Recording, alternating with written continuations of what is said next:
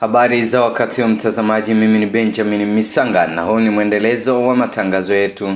Israeli yasema imewakamata wanaharakati 175 wa msafara wa Gaza kwenye mashua 20. Wizara ya mambo ya nje ya Israeli ilisema Alhamisi kuwa vikosi vya Israeli vimewakamata takribani wanaharakati 175 waliokuwa ndani ya meli 20 za msafara uliosheheni msaada uliokuwa ukielekea Gaza.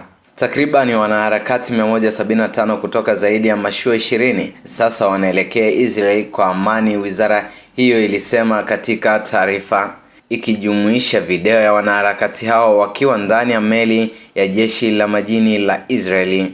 Israeli inadhibiti njia zote za kuingia Gaza na imekuwa ikituhumiwa na Umoja wa Mataifa pamoja na mashirika yasiyo ya serikali ya kigeni kwa kuzuia mtiririko wa kibidhaa katika eneo hilo, hali iliyosababisha upungufu tangu kuanza kwa vita mnamo Oktoba 2023. Redio ya Israeli ya kijeshi ilimnukuu afisa mmoja wa nchi hiyo siku ya Jumatano akisema kuwa Israeli imeanza kuchukua udhibiti wa meli za misaada zikielekea Gaza zikiwa bado mbali na fukwe za Israeli. Ripoti hiyo haikutaja idadi ya vyombo vilivyohusika au eneo vilivyopo. Mnamo Aprili 12, msafara wa pili uliobeba msaada wa kibinadamu kwa Palestina wa Gaza uliondoka katika bandari ya Barcelona kwa lengo la kujaribu kuvunja mzingiro wa Israeli. Wapalestina wanatumia magofu ya vita kutengeneza tena barabara zilizoharibiwa wakati wa mashambulizi ya miaka miwili ya Israeli huko Gaza. Wanaponda zege na chuma ili kutengeneza lami chini ya mradi unaosimamiwa na Umoja wa Mataifa UNI, wakitumaini kuwa utakuwa hatua ya kwanza kuelekea ukarabati wa miji yao iliyoharibiwa.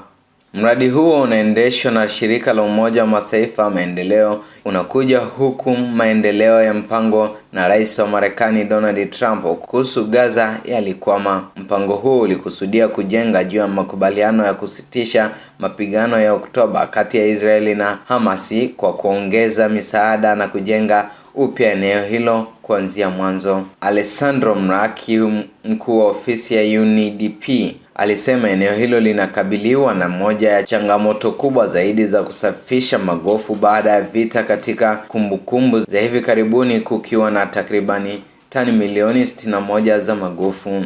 Mbali na kukusanya, tumeanza kuchambua, kusaga na hivyo kutumia tena, alisema Mraki. Aliongeza kuwa timu za UNDP zinatumia magofu hayo kukarabati barabara na maeneo ya makazi pamoja na miundombinu ya kijamii. Kazi hiyo inasalia kuwa ya hatari kutokana na mabomu ambayo yalifichwa chini ya vifusi na uwezekano wa kupigwa risasi karibu na mstari wa mapigano.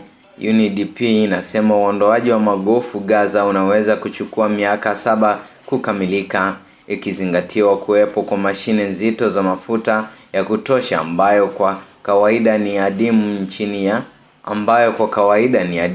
chini ya vizuizi vya Israeli. Hadi sasa UNDP imeondoa takribani tani 287,000 za magofu, lakini hivyo ni nchi ya mlima barafu. Kulingana na Mark, ripoti ya tathmini iliyotolewa mwezi huu na Umoja wa Ulaya, Umoja wa Mataifa na Benki ya Dunia, inakadiria kuwa urejesho na ujenzi mpya utahitaji dola bilioni 71.4 katika muongo mmoja ujao. Vita vimekwisha, lakini huu ni mwanzo wa vita mpya, alisema Sob Daoud mwenye umri wa miaka 60, Mpalestina aliyekimbia makazi yake. Aliongeza kuwa vita hii mpya ni ya ujenzi, kuanza kuondoa magofu na kurekebisha miundombinu, umeme, maji kata, shule na barabara.